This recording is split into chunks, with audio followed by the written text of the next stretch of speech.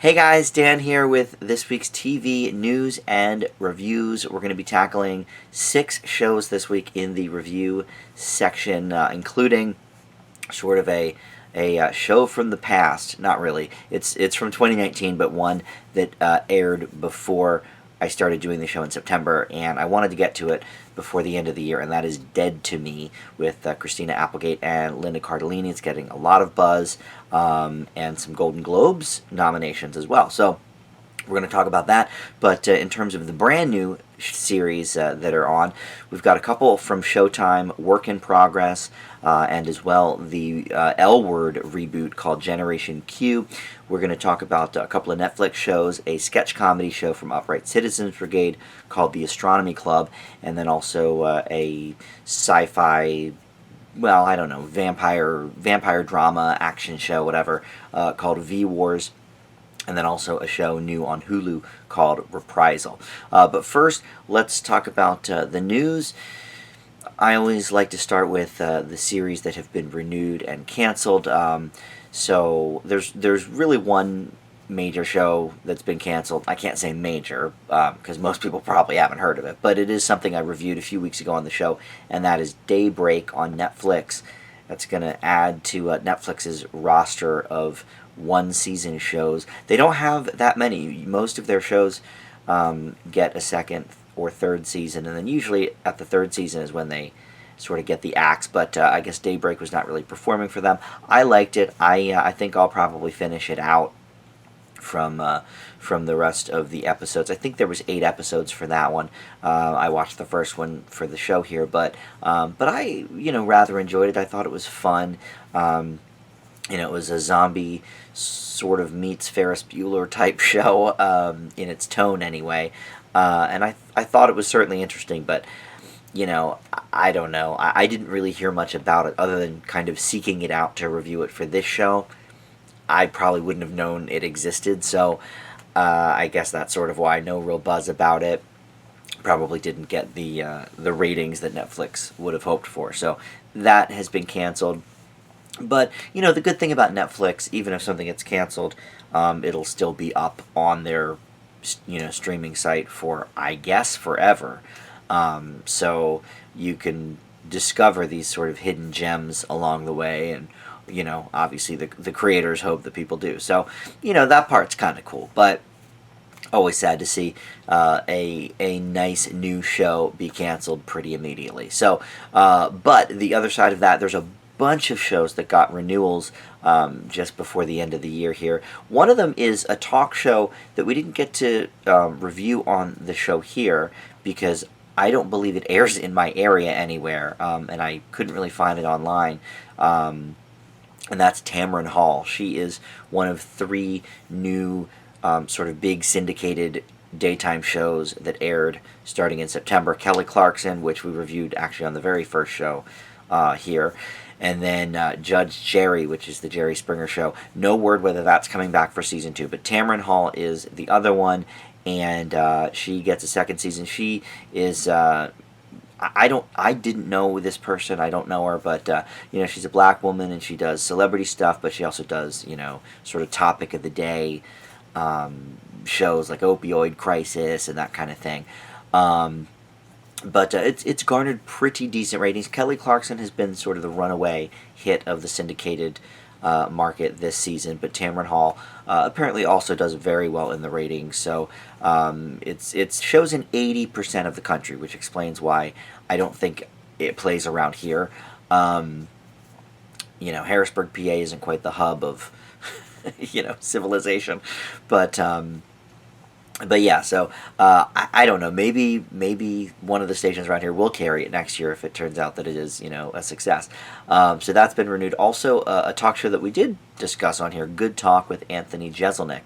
This is the Comedy Central show. I ended up watching all 6 episodes that they put on for this. I gave it a pretty middling review. I think it was a B-, because I wasn't sure how I liked his style, and I'm still actually not. Even after the 6 episodes, I think some of the questions he asks are interesting, and then he does these like bits that are kind of stupid with the guests, and they've all been guests for the most part that I really like. It's like Tig Notaro and Natasha Leggero and David Spade, and but they've upped it to 8 episodes for next year on Comedy Central, so even 2 more than this year. So giving him a little bit of love, so that's awesome.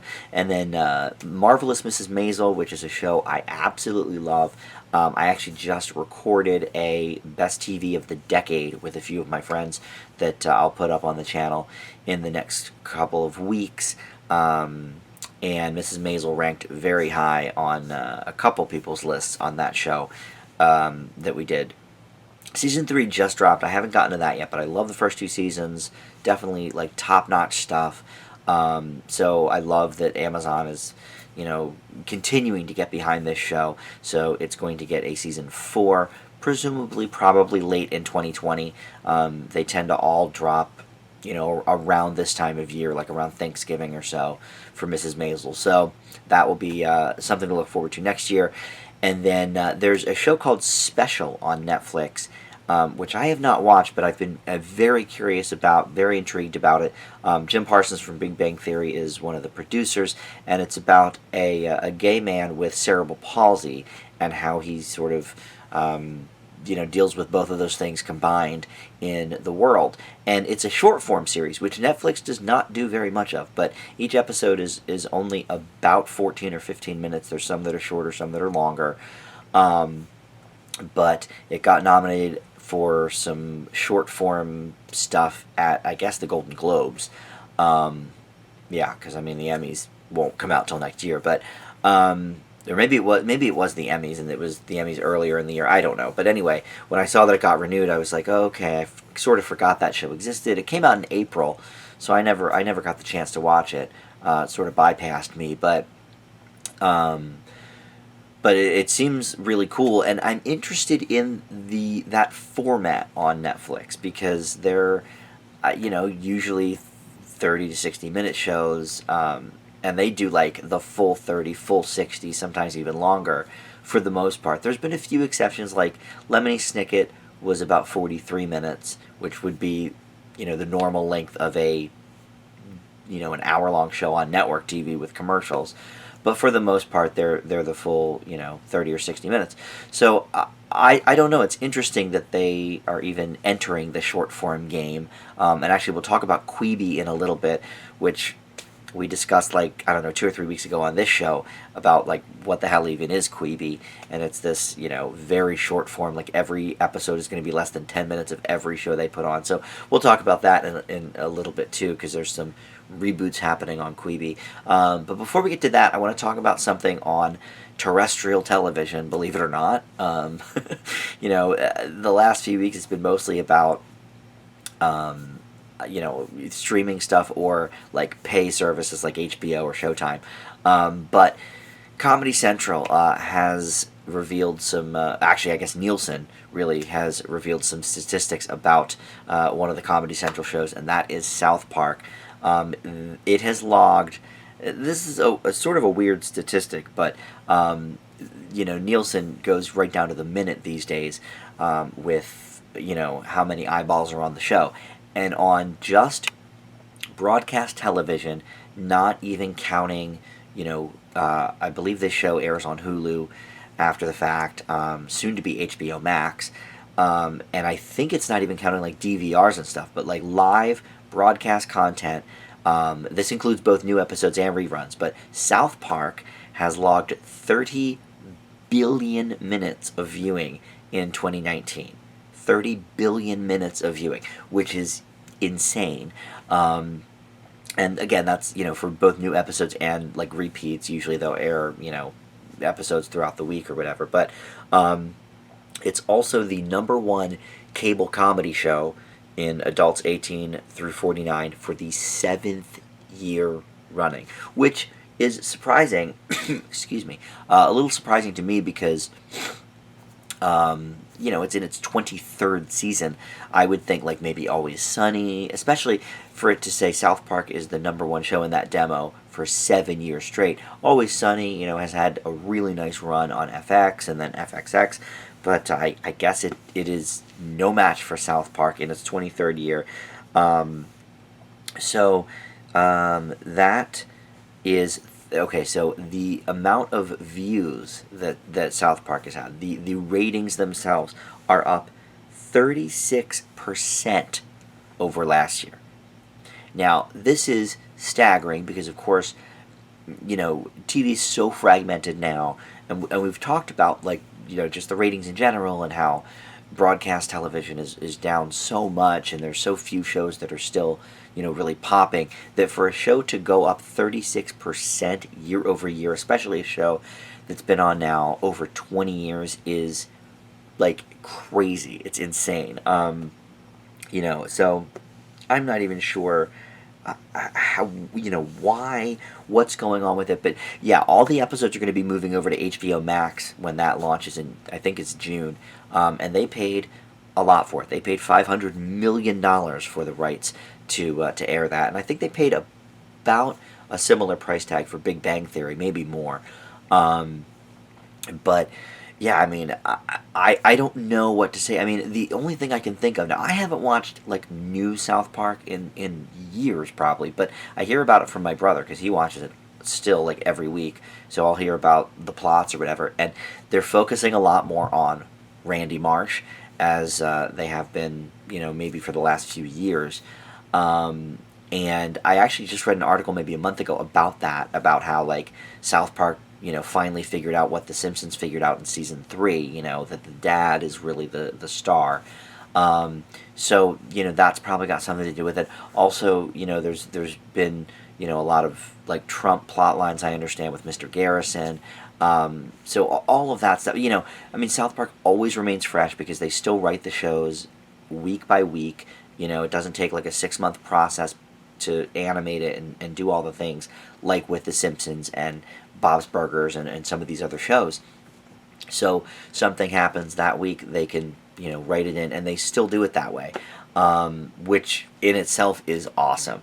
I mean, it's so cool that Trey and Matt even do that, because they certainly don't have to. They don't need the money anymore, and that tells me that it's still fun for them, and that probably is shown in the quality of the episodes. But yeah, when I saw that statistic, the 30 billion minutes is one thing. The top comedy on cable, 18 to 49, that's another thing. But to go up 36% in I don't want to say a dying medium, but I mean, people are going over to streaming in droves, especially with Disney Plus now. So it's just crazy to me that is such a success still in its 23rd year. All right, so let's move on though to the reboots. This week in reboots, we have a lot of stuff going on. I suppose the most exciting is probably the He-Man show, which there's already a He-Man show in the works at Netflix with Kevin Smith sort of, I guess, producing it or whatever. That's called Masters of the Universe Revelation, and that's going to be premiering at some point in 2020. Netflix hasn't really released data on that, but of course they're running the She-Ra reboot that is very popular. I mean, I personally have heard a lot of mixed reaction about the She-Ra thing, but I was more of a He-Man guy. I didn't watch really any of the action cartoons when I was a kid, like G.I. Joe and Transformers and GoBots. I never really watched any of that. I watched like more classic cartoons. I liked like the Looney Tunes show and Tom and Jerry and old Scooby-Doo episodes and stuff like that. But for some reason, He-Man, and I mean, look, I am gay, so maybe it has something to do with that whole thing, because of course Adam, He-Man's real life form is, supposedly gay or whatever. But maybe I was drawn to that. I don't know. But for some reason, I really liked He-Man. And so I actually just got the box set off Amazon very cheaply on Black Friday. But so now Netflix has a second He-Man series in the works. It's just going to be called He-Man and the Masters of the Universe, which was the title of the, the 80s show. So, Mattel is really on a roll with these shows because obviously, the shows breed the toy line and the toy line breeds the shows and all of that. It's all very incestuous. But more power to them. Kevin Smith, if he's got something to do with the other He-Man show, Revelations, that's coming out, that I'm sure will be good. Do we need two He-Man shows? I'm not sure. But I think it's cool that with all the, sort of 90s nostalgia, we're going back even further a little bit to my childhood, which is the 80s, and doing another He-Man show. So that's going to be airing, I guess, also in 2020 at some point, but maybe not. It might be 2021. I mean, like Disney Plus has been talking about shows that now are going out to 2021, 2022 on Disney Plus. So I know that the Revelation show will be 2020 at some point on Netflix. This other one, I don't know. But I think it's interesting they've got, two in the pipeline. And always happy to see, one of my favorites come back. But okay, so I wanted to talk about Quibi a little bit. They've got some MTV shows that they're reviving. And again, this is a platform where everything is 10 minutes or less in episode length. Which I think it's an interesting concept. It's certainly for the younger generation, the Generation Z, that gets pretty much all their content on YouTube and stuff like that, and TikTok, and they want everything in little bites, and that's okay. I don't mind like an 8-minute show, I guess. But they're going to be bringing back Punk'd and Singled Out. I don't know too much about what the Punk'd status is. I don't know if Ashton Kutcher's going to be on it. I assume he's going to be a producer at least. And then Singled Out is going to be with Keke Palmer, who I love. I've loved her since she was a little girl in Akeelah and the Bee, and then she's done so many other great things over the years. And she released a statement about how fun it's going to be to bring Singled Out back and everything. And now, of course, with the digital age, I think there's going to be a sort of, app component to it, a Tinder type thing that they'll be bringing to it. So that could be fun. Quibi does not launch until at some point next year, but there's the list of shows they have already, and maybe not even the list of shows, but the list of talent that they have already that we talked about like 3 weeks ago is kind of astounding. So I think that's cool. I'll definitely sign on for Quibi, I guess. It's Jeffrey Katzenberg, who is part of the DreamWorks team, and he's been a Hollywood player for, I don't know, 30 plus years, I guess. There's also going to be a Turner and Hooch series. It's not really a reboot, I guess, because it was a movie, but a reimagining from a movie into a TV series. The old Tom Hanks and the Dog movie is going to be coming to Disney Plus. Again, date unknown, but it's going to be a series now. I don't think I've ever seen the movie in full. I may have seen some bits and pieces. It came out at the same time as K-9 with Jim Belushi, which was a very similar premise. I hate Jim Belushi, so I definitely didn't watch that one, but I think I've seen clips maybe of Turner and Hooch, along the way, but I'm sure it'll do okay for a family series over on Disney. And then the other sort of reboot, sort of in the same vein of Turner and Hooch, like it's not really a proper reboot, it's a movie to a TV show. This one is a TV show, but it's sort of changing networks because it's been canceled, and that's the Steve Harvey talk show, which, I never really liked. I don't really particularly like Steve Harvey in general, but okay. But his show ended, in the spring to make way for the Kelly Clarkson show in most of those time slots. But he's going to be on Facebook Watch starting January 6th. So it was just announced, but he's already, got some shows in the can that he's going to put up. And I didn't realize just how much, just how much traction he gets on Facebook. Just in general. So his Facebook has 11 million followers, and in the past year, 35 videos on his page garnered at least 10 million views. And his page was visited 2 billion times. So obviously, Facebook seems like a good move for him. Why he even wants to continue the show, I don't know, because he's already so busy doing Family Feud, and then he does the Little Big Shots, which maybe he doesn't do that anymore. I don't know if that's coming back, but I don't. He's okay. Like he's a good host of Family Feud, but just seeing the clips of his talk show and stuff is like, to me it's like cringeworthy. But obviously he has a huge fan base. I can't deny that. And Facebook Watch sort of needs a big name player, because I feel like they're sort of struggling. I mean, Facebook itself, I don't think is struggling really. I mean, it's not what it was, 5 years ago or whatever. But the Facebook Watch as a platform just doesn't seem to really, other than I think that's what has the Red Table Talk with Jada Pinkett Smith. I think that's on Facebook. And I reviewed one of the Facebook shows called Limetown, which I really enjoyed. So, it's got some content on it, but I think it's not something that people really know much about. So if Steve Harvey's got all that clout on Facebook, more power to him. And maybe his show will bring a lot of eyeballs to Facebook Watch that aren't on there now. So we'll see. So that starts very soon, right in the new year. Okay, so let's get on to the reviews. We've got, like I said, 6 shows for you, and we're going to start with the 2 new ones from Showtime. And the first one is the L Word Generation Q, speaking of reboots. Now, I never saw the original L Word. I've heard very good things about it, and I like some of the people involved with it. And a few of them, reprise their roles here in Generation Q. It's, set in the same world and everything, and it's about 10 years after the original series ended. So, it's got, I guess, the same basic concept, which is, a group of friends, most of whom are lesbians, and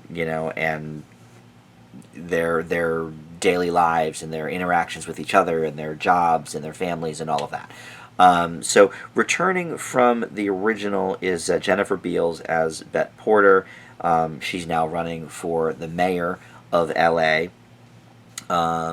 Catherine Moaning, I don't know her, but she was on the original show as well, and she's a hairdresser in the show. And then Leisha Haley, who is a talk show host, and she plays Alice in the show, and she reprises her role as well. And that's just sort of the main cast. I'm sure along the way there'll be some recurring characters from the original show here and there. And the first episode is just kind of get to know you. We sort of catch up with the people that were from the original show, and then are introduced to the newer members of the cast and sort of how they fit into the puzzle and everything. I gotta say, if this is indicative of the original L Word, I'm out. I found this to be just not appealing in hardly any way. It seemed very behind the times. Like, look, when the L Word premiered, I know it was like a big thing. There was the L Word, there was Queer as Folk was on. So there's a lot of gay pay cable shows that did very well. And I sort of thought about this show. Okay, am I not getting this because I'm gay but I'm not a lesbian? And I don't know. My guess is no, because the next show we're going to talk about, Work in Progress, is about, I guess, a lesbian, but also sort of a gender fluid person, as we learn, or as I guess she's learning about herself. But I have lesbian friends who love the original L Word, and oh my god, it's so great, and I've certainly always been curious about it. But just the acting and the script and the plot points, it all feels so dated.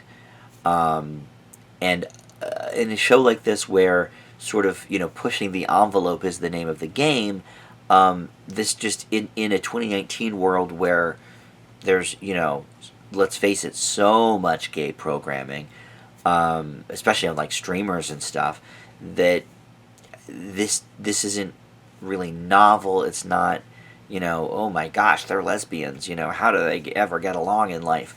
It to me seemed very pedestrian. I guess there were some interesting plot points with a few of the cast members, a few of the characters, but really, nothing about this hit for me.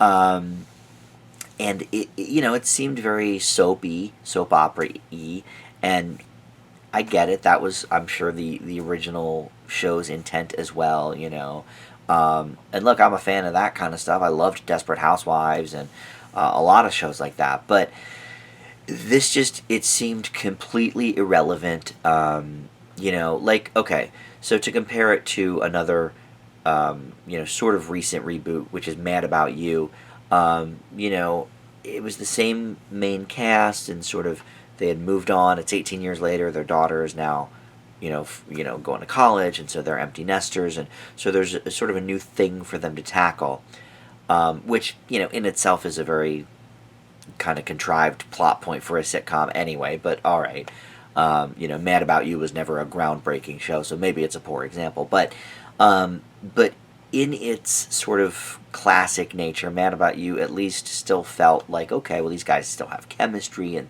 the jokes are still hitting, and nothing about the L Word to me stuck out as inventive or new or groundbreaking. And I just always got the sense that was the original show, to a T. It was very groundbreaking, and I have no doubt that it was. This one just total misfire for me. So without becoming too repetitive, I'm going to leave the L Word Generation Q with a D+. I know. I'm going to tell my friends that watched the original and loved it what I thought of this, and I would love to hear their thoughts on it. Maybe I'm wrong. Maybe it's a big hit. I don't know. But so the next one is Work in Progress, and this is also on Showtime, and it's with Abby McEnany. She, is starring in it and co-created it and co-wrote it. And so far they've aired 2 episodes, which I ended up watching both of them because they were both on before this went up. But it looks like there's going to be 8 episodes total, and so she's not really gender fluid, but she identifies as queer, and a queer dyke, to be specific, and to be even more specific, a fat queer dyke. These are her words. And so this is why I sort of think, okay, it's not that I'm not feeling the L Word because I'm not a lesbian and I can't relate and whatever, because she is, for all intents and purposes, a lesbian, in this show, and I enjoyed this one so much more. This is very innovative. So she is 45 in the show, and essentially has always sort of been a little bit, people did not know whether she was a boy or a girl, and there's sort of a recurring thread throughout the series that the SNL bit Pat that Julia Sweeney created, where the whole gag of the sketch was you didn't know if Pat was a boy or a girl, that sketch basically ruined Abby's life. And so Julia Sweeney actually is a producer of the show, and she was in the pilot episode talking to Abby about the whole thing, which I thought was pretty funny. And essentially she has decided at the beginning of the episode, or the beginning of the series, when she inadvertently, her therapist dies on her in session, so she feels sort of responsible for that, and she decides, you know what, I'm going to give myself 180 days, and if I don't feel happy by then, I'm going to kill myself. And so she has these almonds laid out, and the almonds represent days until she's going to do it. And so the 2 main characters basically are her and her sister, and then there's this trans person who she kind of hits on. Well, her sister gives Abby's number to this person, I should say, and they end up going out, and they're only 22. So that's, a bit interesting as well. And it's a trans man, which Abby didn't realize at first. So anyway, these are the basic plot points. But I thought this show was really good. I thought it was very clever and inventive. I think all the things that the L Word original series probably was, when it first came out. But look, with all of the, the gay shows on TV these days, it is sort of hard to actually do something refreshing and sort of break through that.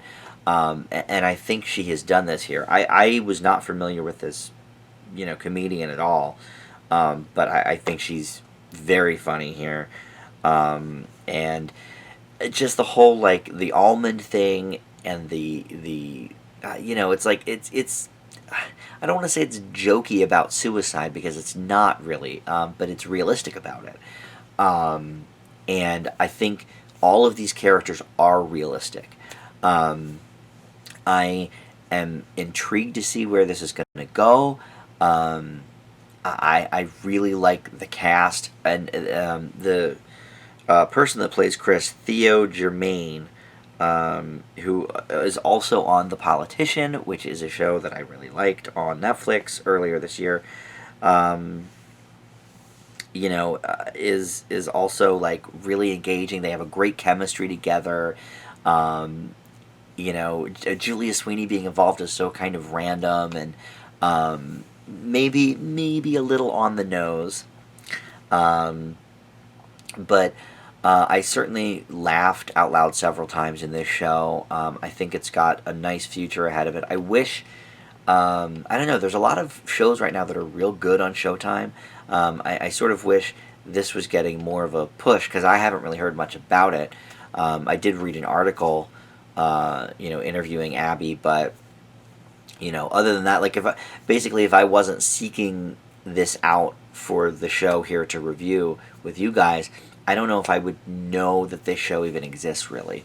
So, if they're putting all their eggs in the L Word basket, I would love for them to sort of shift, to work in progress. So, really enjoyable. I want to see more of this show. I'll definitely finish out the season, hopefully. Or actually, I was going to say hopefully it gets renewed, but I actually think it's been renewed already. I think it's one of those where it's even before the first episode went up, I think it got renewed. It doesn't say, but I don't know. But I really enjoyed it. I mean, it wasn't the greatest thing on earth. I can't give it, a super, super high grade. But I give it a B+. I thought it was very good, very funny, pretty original. Yeah, so good stuff. Up next, we're going to do a couple of Netflix shows. The first is V-Wars, and this is with Ian Somerhalder, who I know from Lost, but I know a lot of other people know him from some of his other, more starring roles, I guess, in the Vampire Diaries and stuff. So he's sort of continuing the vampire trend with this, because that's what the V stands for in V-Wars. And I watched the first episode of this. It's up on Netflix now, with 10 episodes. And basically, him and his best friend are sort of facing, they're, neuroscientists or physicians or whatever, and, they receive word that one of their colleagues may have, sort of fallen off, and, what happened to him, he's sort of lost. So they find out that there may be an outbreak of, this big virus, and it's turning humans into vampires, and that includes his best friend. And so he ends up going to the police and saying, you know what, I may have had a role in this, but now it's sort of gotten out of control. Maybe my buddy's become something. We need to stop him, kind of thing. So, there's nothing original about this. It's okay. I was a little bored with it. The acting's okay. The CGI is horrible. Netflix goes back and forth on that. Sometimes their CGI is great. I'm sure it's all about the budget and everything, but sometimes it's great and sometimes it's just oh my god, this is cringeworthy. I'm not sure if it's quite that bad, but they're just, there wasn't really much in the way of like anything new. The dude that plays his friend I really liked. I thought, he did a good job. Let me see who that is. Adrian Holmes, perhaps. Yeah, and this is based on a graphic novel, which, when I found that out, that didn't surprise me, because they're certainly trying to capture something there with, you could tell that it's coming from something that's been written before, because it's just not all that original. But even, if I picked up the graphic novel and read it, I don't know. I wouldn't maybe think that was that original either. Like, it reminded me of a handful of different things, even including the movie The Thing, back from the 80s with Kurt Russell, right? Um, I think Ian Somerhalder's okay. I never watched Vampire Diaries, so as an actor, is he great? I don't think so. Boone was one of my least favorite characters on Lost, but I never really blamed him for that. I sort of just maybe thought the character wasn't written all that well, and I still sort of stand by that. But never having watched any of his other stuff, I can't really tell if it's him or if it was Boone that I didn't really like. And now I am even less sure, because he's okay in this, but I don't think the script is giving him enough to really work with in any event. So. Yeah, so this is kind of a miss for me. I'm going to leave V-Wars with a C-. Up next, another show on Netflix, and this is a comedy show, and it's a sketch show, which they don't do that much, but it's actually called Astronomy Club, the Sketch Show. Astronomy Club is a faction from the Upright Citizens Brigade, which you might know because they had their own show on Comedy Central, like in the, I want to say early 2000s, but it was like Amy Poehler was a part of that, and the dude on Veep named Matt, and I forget his last name. But so that was, Upright Citizens Brigade is, has plucked some people from, for SNL, and people on Conan have been from there, and so it's got a good pedigree. But the people in the Astronomy Club are all African American, so it's, I guess they name themselves like a sort of a different faction of the Upright Citizens Brigade, so they're called the Astronomy Club.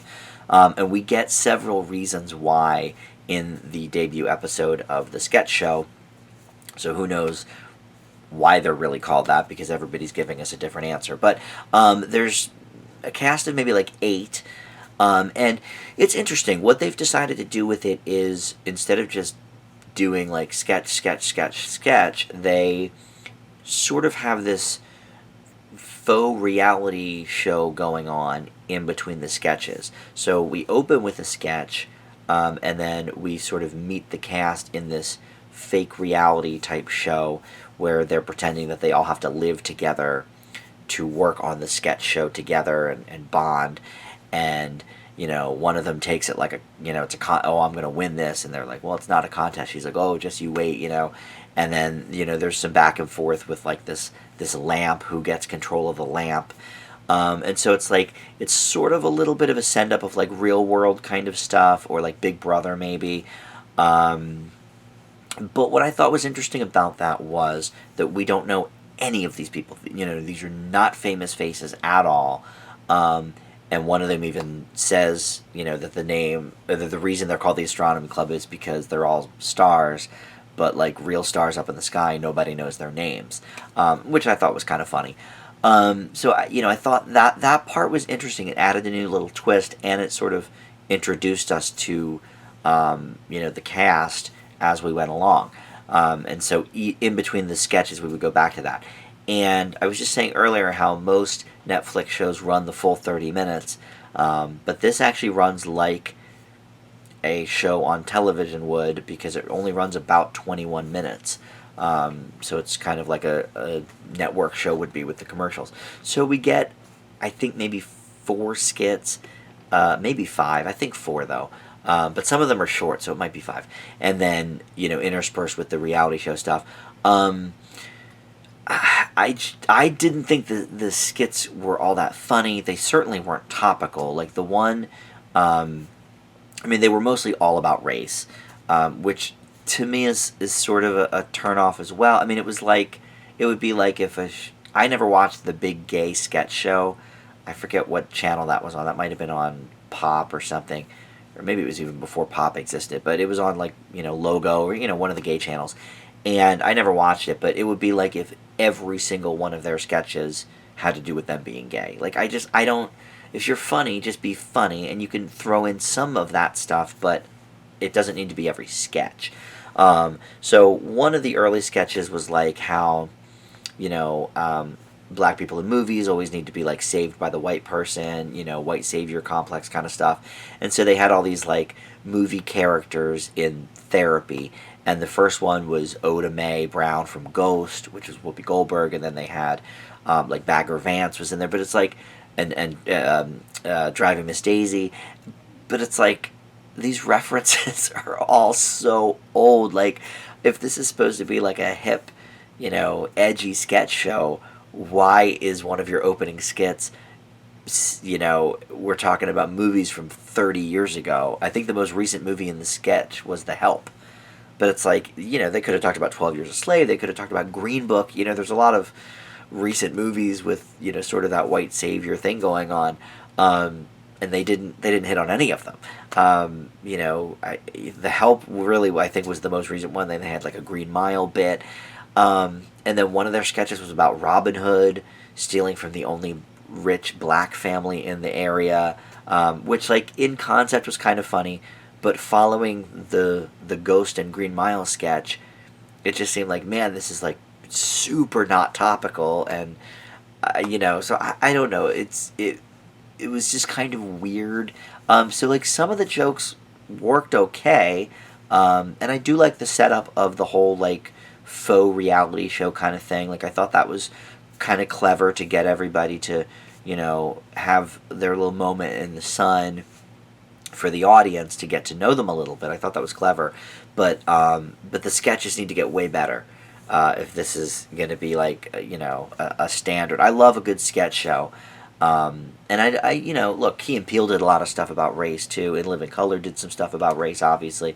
It's not that specifically. It's just that every sketch except I think one was about race, and that was actually one of the more clever sketches. It was basically inside a gingerbread house, and what happens when a kid starts eating the gingerbread house. The family inside the house gets basically murdered, and that was kind of funny, and it had nothing to do with race. So it just wasn't topical enough for me. Like, if you're going to be an edgy show that wants to like make statements about race, that's fine, but you got to be funny and topical. This was kind of funny, super not topical. So I give the Astronomy Club, the sketch show, a C+. But I think there's a lot of potential here. I think maybe they just have to sort of find their sweet spot. I'll definitely watch a few more of these and see what I think of it, because I do love a good sketch show when it's done well. Up next is Reprisal, and that is on Hulu, and this is an interesting show. It's an hour-long, I would say, action show, which sort of always falls just into that like drama category, but it's definitely more of an actioner, which a lot of shows these days are, because everybody wants to compete with sort of Game of Thrones and all these other classic, like, drama's fine, but action is, we're so cool, because we've had so many this year alone. We've had Carnival Row and The Watchmen, and there was another one I just did the other week. I forget the name of it, but yes, there's His Dark Materials. So there's a lot of that sort of thing going on, and this falls into that category. The basic plot is Abigail Spencer plays this real hot babe who, after being left for dead, sort of sets out to exact her revenge on people, including her brother and his crazy buddies, who call themselves like the River Phoenix gang or something. So everybody that joins the club, becomes a River Phoenix, which I thought was super bizarre. Um, and there's, Rodrigo Santoro is in this as well.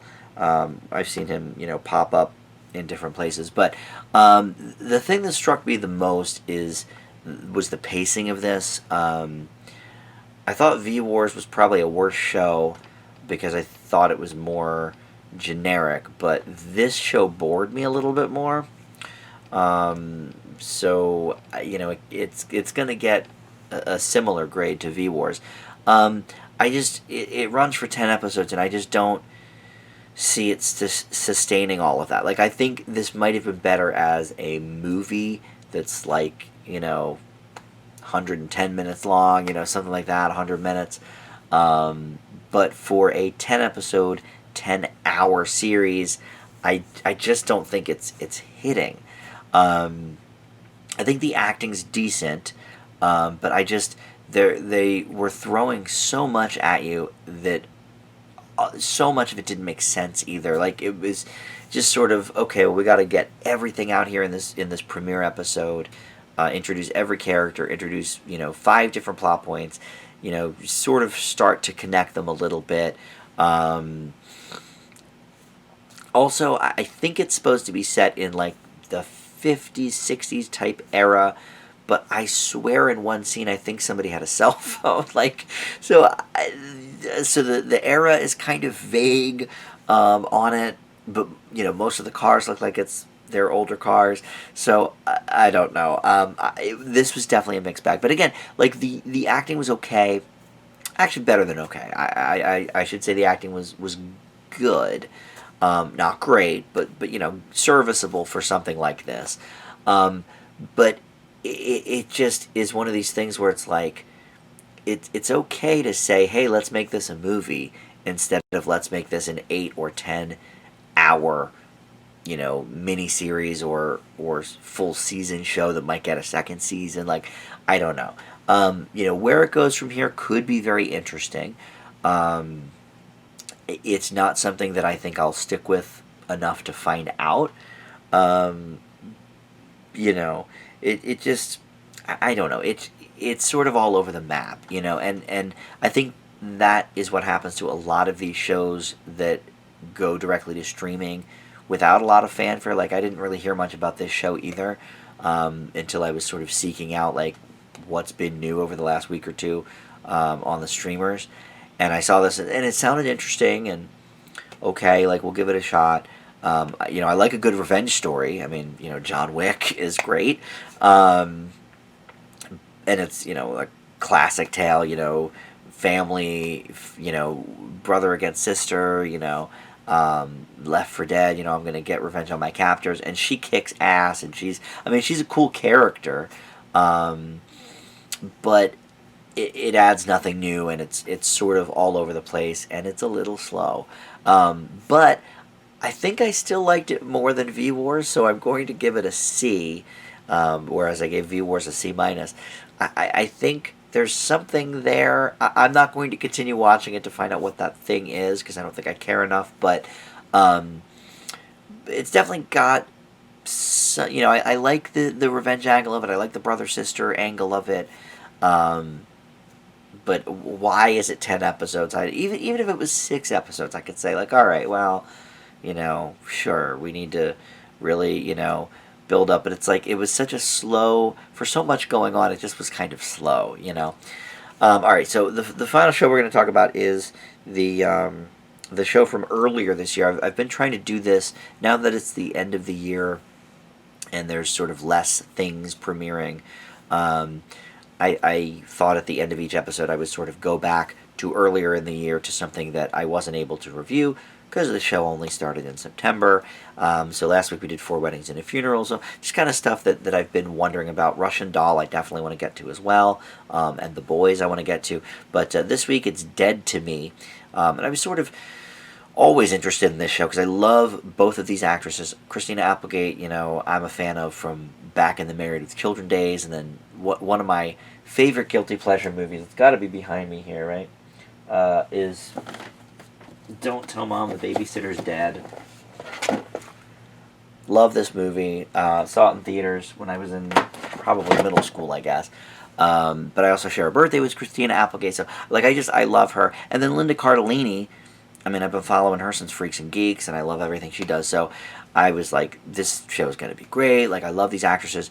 And then it got some Golden Globe love with the nominations last week that came out. So I thought, I'm going to definitely check this out this week. And I did, and I was not disappointed. It is easily one of the best shows of the year. The general plot is that the two ladies meet at a sort of a grieving widows and widowers meeting or whatever, because Christina Applegate's husband has just been killed in a car accident, which we learn a little bit more about as the episode goes on.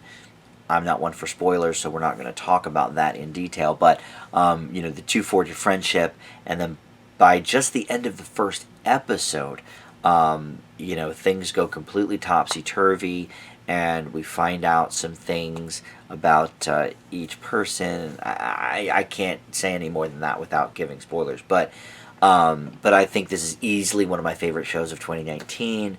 The chemistry between the two is great. The writing is sharp. It's funny, and it's also it's not like too dramatic, but there's a couple of like really intense scenes that go down, and Christina Applegate's got a lot of anger issues from maybe even before the husband died, but certainly since his passing, and she sort of lets us in and lets Linda Cardellini's character in on how she copes with that, which is listening to all this like death metal in her car and kind of screaming along with it. And I've seen, I think, every show that Christine Applegate's been a part of since Married with Children. Samantha Who. What was the one she did recently? Now I can't remember. I'm going to have to look it up because that's going to bother me. But even all her movie work, the Vacation reboot that they did, and the Anchorman series, of course, and Going the Distance is a movie I really love. Yeah, she was in Hall Pass. I like that movie too. Okay, well, Up All Night. That's what it was. Up All Night with her and Will Arnett, which the show itself was real hit or miss, and I don't think the showrunners quite knew what to do with it, and then they sort of took it off the air to retool it and make it a studio audience show instead, and then everybody sort of said, we don't want to do that, and then they canceled it. But yeah, I followed her for years, and I mean, Samantha Who was definitely good. I really liked that character. But look, I've only watched one episode of this so far, but this is, she's so great in this. She herself is one of the nominations for the Golden Globes, so we'll see if she gets it for Best Actress in a Comedy. But I really loved this. There's nothing I could really say about the plot without giving spoilers, even in the first episode. But it's great. It's easily one of my favorite shows of the year. I give Dead to Me an A. I will probably binge this. I'm not a binger, but I will probably binge this before the year is up. Because at some point I'll be doing a best of 2019, best and worst new shows of 2019 episode. And I want to, sort of give this its due. At least I'll watch 2 or 3 episodes before that. But yeah, I really enjoy this. I can't say enough about it. I'm sort of kicking myself for taking so long to watch it. I hope it's not one of these Netflix shows that gets canceled after 3 years, because I've been so burned by that over the last couple of years. Thankfully, One Day at a Time landed at Pop, and we'll see new episodes of that in 2020. But like Santa Clarita Diet, I loved, and that got canceled after 3 years on a cliffhanger. So, it's silly to say after only watching one episode, but I know how Netflix works, and I don't want them to cancel this show after 3 seasons. So that's going to do it for this week's show. Yeah, 2019 is really coming to a close very fast. I guess I'll have one other new show for the year, and then maybe a best and worst of 2019. I don't know. There's really not that many shows coming out in the next couple of weeks. I know there's like a Fast and Furious cartoon show on Netflix that I guess I'll watch. And you know, there's a couple other things on the way, I guess, that I can get into. Oh, also there's that Octavia Spencer show on Apple Plus I wanted to look at called Truth Be Told. I'll probably do that next week. But yeah, I guess that will do it for now. Thanks so much for watching, and we'll see you next time. Bye.